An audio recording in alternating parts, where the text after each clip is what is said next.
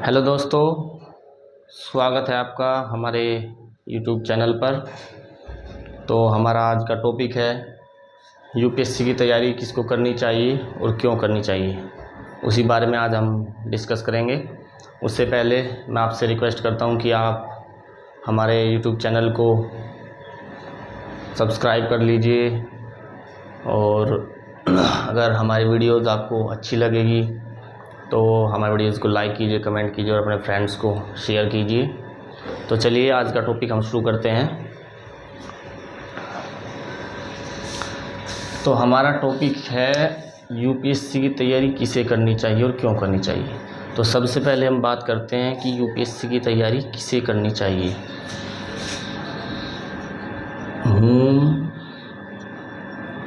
Should prepare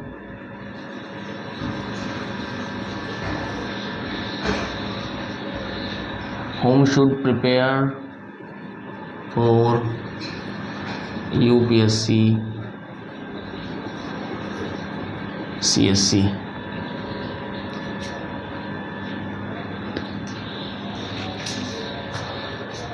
देखिए, हर व्यक्ति को जीवन में एक बार यूपीएससी की तैयारी ज़रूर करनी चाहिए, क्योंकि अगर आप सफल हो गए, आपने एग्ज़ाम पास कर लिया, तब तो आप सफल हैं ही। अगर आप एग्ज़ाम पास नहीं भी कर पाए तब भी आप असफल नहीं होंगे। ये तैयारी ऐसी है कि अगर आपने ठीक तरीके से, ईमानदारी से 1-2 साल अच्छे से तैयारी कर ली तो इस बात की तो गारंटी नहीं है कि आप आईएएस बन पाएंगे, नहीं, लेकिन इस बात की गारंटी है कि आप एक बेहतर इंसान बन जाएंगे और आप जिस भी फील्ड में जाएंगे उसी फील्ड में आप कमाल कर देंगे। तो सभी को एक बार ये तैयारी अच्छे से करनी चाहिए, क्योंकि ये तैयारी आपकी पर्सनैलिटी ग्रूमिंग के लिए, आपकी पर्सनैलिटी डेवलपमेंट के लिए बेहद ज़रूरी है। ये तैयारी आपके व्यक्तित्व का निर्माण करती है। ये तैयारी आपको उस तरह का इंसान बना देगी कि आप किसी भी मुद्दे पर, समाज के किसी भी पहलू पर अपने विचार रख सकते हैं, अपने विचारों को दूसरे को समझा सकते हैं। अब सवाल आता है ये तैयारी क्यों करनी चाहिए। देखिए, IAS as you all know is the toughest exam in India. So if we talk about कि आपने सुना होगा कि भाई इसमें बहुत रुतबा है, बहुत शाख है, बहुत सारे आपके पास अवसर हैं, आप बहुत कुछ कर सकते हैं समाज के लिए। तो सबसे पहले देख लेते हैं कि आपको ये सर्विस मिलने के बाद क्या क्या मिलेगा, क्या क्या आप कर सकते हैं।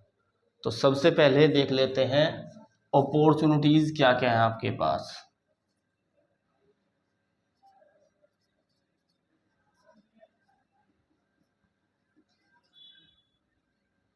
अपॉर्चुनिटीज़ क्या क्या हैं, आप क्या क्या कर सकते हैं। तो देखिए, सबसे पहली जो ज़रूरी बात है, अगर आप उस तरीके के व्यक्ति हैं कि आपको समाज में शाख चाहिए, आप चाहते हैं कि लोग आपकी बात को सुने, आपकी बात को समझें और आपकी बात को फॉलो करें, सोशल इन्फ्लुएंस अगर आपको चाहिए,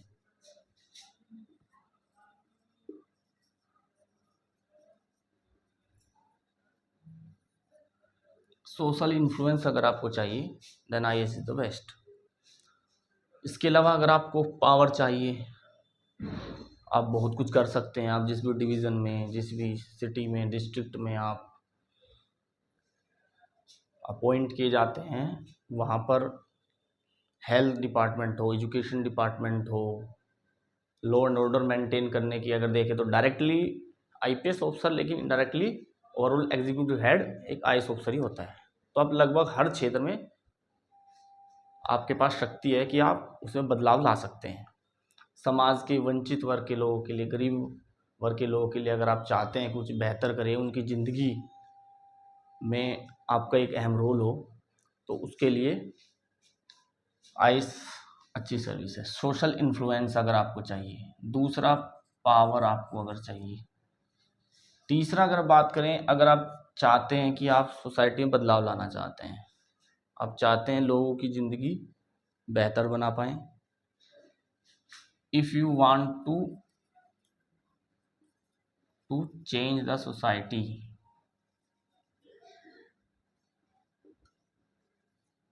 अगर आप चाहते हैं आप सोसाइटी में कोई बदलाव लाएं, लोगों के जीवन को बेहतर बना पाएँ, देन आप तैयारी कर सकते हैं। अब बहुत सारी जॉब्स आपने देखी होंगी, आप सुबह जाएंगे शाम को घर आ जाएंगे। तो अगर आप उस मिजाज के व्यक्ति हैं कि सुबह जाना है शाम को घर आ जाना है, उसके बाद आपको कोई डिस्टर्ब ना करे, आप घर पे रहें, रेस्ट करें, आराम करें, तो फिर आइएस आपके लिए नहीं है। क्योंकि अगर आप इंटरेस्टेड हैं एक एक्टिव लाइफ जीने के लिए 24/7 आप रेस्पॉन्सिबिलिटी वाली जॉब करना चाहते हैं, आप चाहते हैं कि आप सोशल सर्विस में हमेशा एक्टिव रहें, बेसिकली अगर आप एक्टिव लाइफ जीना चाहते हैं, तो अगर आप चाहते हैं कि आपकी लाइफ बिजी रहे, समाज की बेहतरी के लिए, तो आप आईएएस बनकर ऐसा कर सकते हैं। तो ये तो मोटे तौर पर आप कर सकते हैं। पर्क्स और फैसिलिटीज़ आपने सुनी ही होंगी कि बहुत सारी फैसिलिटीज़ एक आईएएस ऑफिसर को दी जाती हैं। उसमें से जो मोटे तौर पर दी जाती हैं फैसिलिटीज़,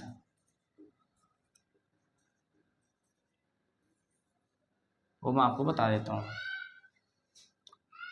सैलरी तो अच्छी है ही, ये उतनी बड़ी बात नहीं, लेकिन उससे बड़ी बात ये है कि आपको एक गवर्नमेंट व्हीकल मिलता है इंक्लूडिंग ड्राइवर। इसके अलावा आपको एक गवर्नमेंट की ओर से एक बंगला मिलता है।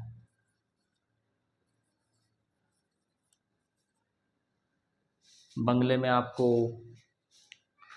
एक अच्छा सा बगीचा, उसको मेंटेन करने के लिए गार्डनर मिलता है। टेलीफोन की सेवा आपके लिए फ्री में रहती है, आपको कोई बिल नहीं भरना पड़ेगा।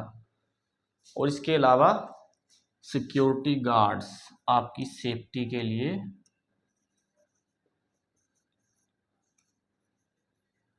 आपको दिए जाते हैं। तो मोटे तौर पर ये फैसिलिटीज़ आपको प्रदान की जाती हैं। अपॉर्चुनिटीज़ आपके पास ये सब कुछ रहेंगी आईएएस बनने के बाद। अब इतना सब कुछ आप कर सकते हैं, आपको मिलेगा, तो सीधी सी बात है, रहा आसान तो नहीं है। आईएएस बनना इतना आसान तो नहीं है, तो चैलेंजेस तो आएंगे ही आएंगे। तो एक तो तैयारी के दौरान किन चुनौतियों का आपको सामना करना पड़ेगा? चैलेंजेस क्या क्या चैलेंजेस आएंगे? सबसे पहली बात तो ये एग्ज़ाम का जो प्रोसीजर है वो इस तरह से बनाया गया है कि ये टाइम बहुत डिमांड करता है। एग्ज़ाम टाइम लगेगा ही लगेगा, पेशेंस चाहिए ही चाहिए। तो सबसे बड़ा चैलेंज ये time demand, this exam demands a lot of time, क्योंकि आप पहले अटेम्प्ट में भी क्लियर करेंगे तो भी कम से कम 1 से 1.5 साल तो लग ही जाना है। तो पेशेंस चाहिए, और पेशेंस से भी ज़्यादा बेहतर वर्ड है परसिवरेंस। जिस व्यक्ति में परसिवरेंस जितनी ज़्यादा होगी, उसकी सफलता के चांसेस उतने ही ज़्यादा रहेंगे, उसकी सफलता उतनी ही ज़ोरदार होने वाली है। तो आईएएस बनने के चांसेस उस व्यक्ति के ज़्यादा रहेंगे जिसमें ज़्यादा परसिवरेंस है। और परसिवरेंस का बेसिक सा मतलब है hard work plus patience plus discipline, ये हो जाता है परसिवरेंस।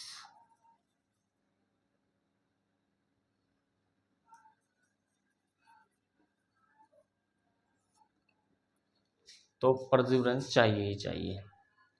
दूसरा जो चैलेंज आता है वो ये कि टाइम बहुत ज़्यादा लगता है। पैटर्न सिलेबस थोड़ा वास्ट है, तो आपको बीच बीच में, आप कितने ही बड़े धुरंधर हो, ऐसे मोमेंट्स आएंगे ही आएंगे जब आपको लगेगा कि नहीं हो पाएगा, छोड़ देते हैं, कुछ और कर लेते हैं, मनोबल टूटेगा ही टूटेगा बीच में। तो अकेलापन आपको महसूस होगा, स्ट्रेस होगा ही होगा, और आप अलोन महसूस करेंगे ही करेंगे। तो टाइम बहुत ज़्यादा लगता है, ये सबसे बड़ा चैलेंज है। आप अकेलापन महसूस करेंगे, तनाव महसूस करेंगे।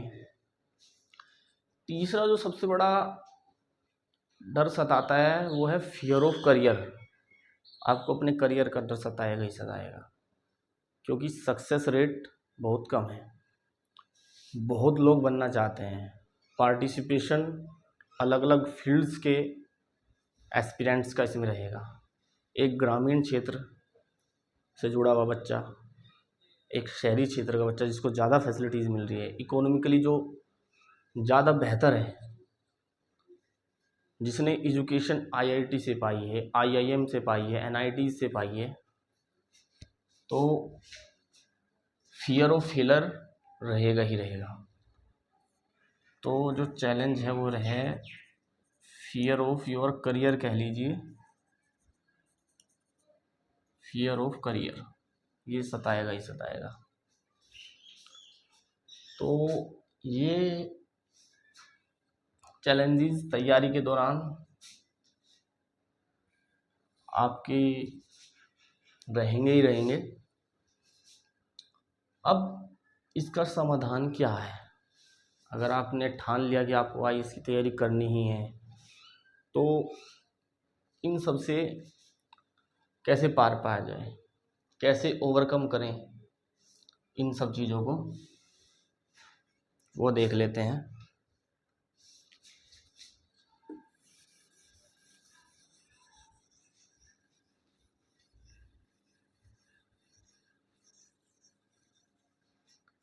सॉल्यूशन क्या है?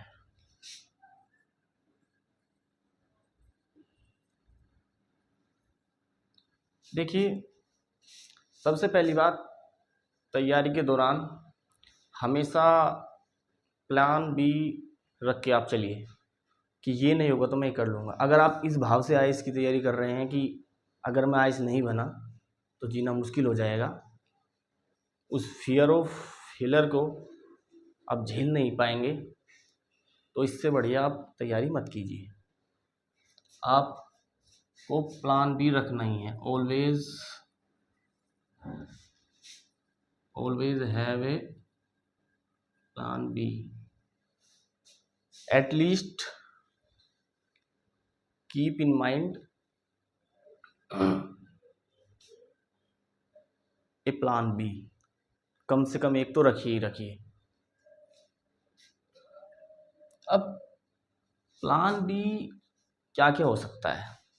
वैसे तो अगर आप यूपीएससी की तैयारी करेंगे तो आप जिस भी क्षेत्र में जाएंगे बेहतर ही करेंगे, लेकिन फिर भी मोटे तौर पर जिन क्षेत्रों में ज़्यादा चांसेस हैं कि आप बेहतर कर सकते हैं, उनमें हैं, आप एक बहुत अच्छे अध्यापक तो बन ही जाएंगे, ए वेल डिजर्विंग टीचर।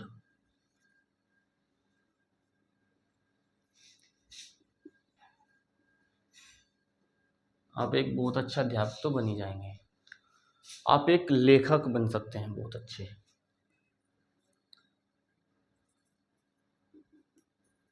क्योंकि आपकी अंडरस्टैंडिंग इतनी अच्छी हो जाएगी समाज के हर मुद्दे पर, हर विषय पर, कि आप अच्छे लेखक बन सकते हैं। कविताएं, अच्छे आर्टिकल्स आप लिख सकते हैं।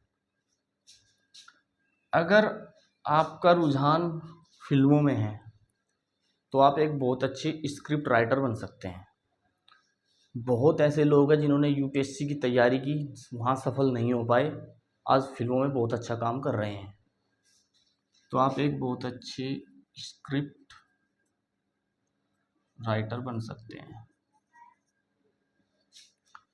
और एक और बहुत अच्छा क्षेत्र है पत्रकारिता का, जर्नलिज्म में आप बहुत अच्छा कर सकते हैं।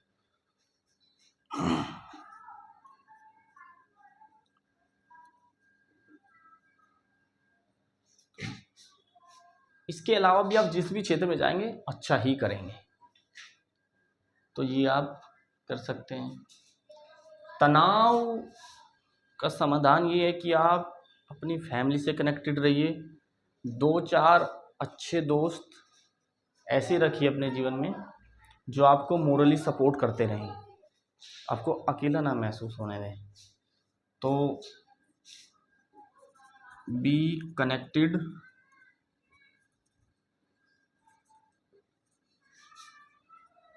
with your family and friends। तो अगर आपने ठान लिया है कि मुझे तैयारी करनी है, मुझे एक IAS ऑफिसर बनना है, सिविल सर्वेंट बनना है, तैयारी कीजिए, धैर्य बनाए रखिए, अपनी फैमिली से अपने फ्रेंड्स से कनेक्ट रहिए। लेकिन इन सब के बावजूद कंक्लूज़न क्या निकल के आता है वो मैं आपको बता देता हूँ।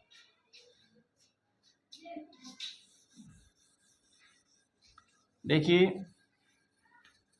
IAS अपने आप में बहुत बड़ी बात है, लेकिन इतनी भी बड़ी बात नहीं है कि आप अपने जीवन का ही रिस्क ले लें। The ultimate purpose of life is to be happy and satisfied, and IAS is not only the single way to be happy and satisfied in life. There are many other ways where you can do better and can enjoy your life. तो अगर आप pressure में, family के pressure में ऐसा कर रहे हैं, आप चाहते नहीं हैं मन से, तो आप तैयारी मत कीजिए, क्योंकि जीवन से बढ़कर IAS हो या कोई भी फील्ड हो, कोई भी जॉब हो, कोई भी प्रोफेशन हो, आपके जीवन से बढ़कर कुछ नहीं है। तो कंक्लूज़न क्या निकलता है? आपको खुश रहना है। अगर आप इस तैयारी को एंजॉय कर पा रहे हैं, आप सीख पा रहे हैं, और आपके मन में है कि आप नहीं भी हो पाए तो कुछ ना कुछ बेहतर कर लेंगे, तो फिर आप ये तैयारी कीजिए। जैसे मैंने पहले ही बताया आपको कि आप एक बेहतर इंसान तो बन ही जाएंगे, और जिस भी फील्ड में जाएंगे बहुत अच्छा ही करेंगे, दूसरे लोगों से अच्छा ही आप कर पाएंगे, आपकी पर्सनैलिटी ग्रूमिंग बहुत अच्छी हो जाएगी। तो यही था आज का हमारा ये सेशन। ये वीडियो देखने के बाद hopefully you would have understood should we prepare for UPSC exam and why should we prepare for UPSC exam।